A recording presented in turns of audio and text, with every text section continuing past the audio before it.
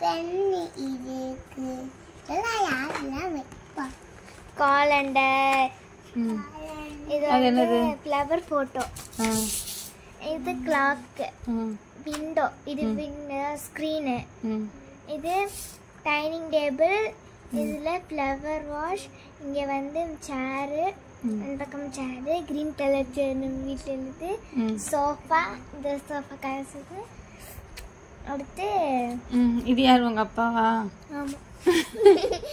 அப்பா தடிச்சிட்டு இருக்காங்க. நீங்க மேல ஏக்கி இந்த மாதிரி இதை வச்சு